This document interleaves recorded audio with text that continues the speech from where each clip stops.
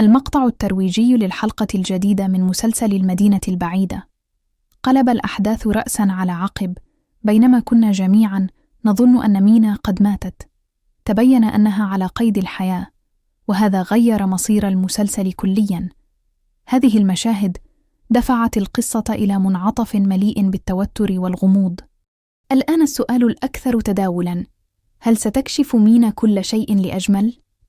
إذا صارحت أجمل بالحقيقة، فإن موازين القوى في المسلسل ستنقلب رأساً على عقب، لأن ما ستعرفه أجمل سيؤثر بشكل مباشر على حياة جيهان.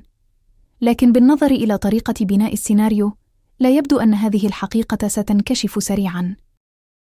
الأرجح أن مينا سيتم إسكاتها قبل أن تتكلم، خصوصاً مع دخول شخصية صداقات التي قد تتسبب في التخلص منها نهائياً.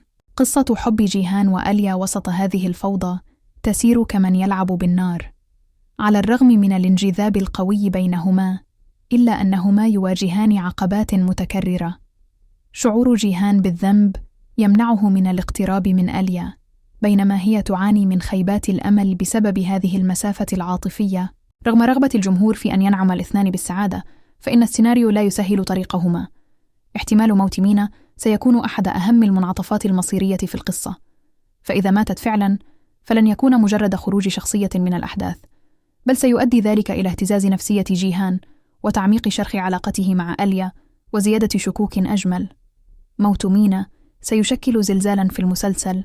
المدينة البعيدة تتميز بدمجها بين الأكشن والدراما، فهي تقدم للمشاهد في كل حلقة مشاهد مشوقة وأخرى عاطفية قوية، وهذا يفسر تحطيمها للأرقام القياسية في نسب المشاهدة منذ بداية الموسم.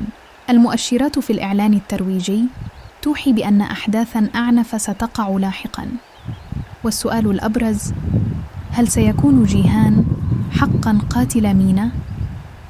هذا التساؤل سيبقى يشغل أذهان المشاهدين.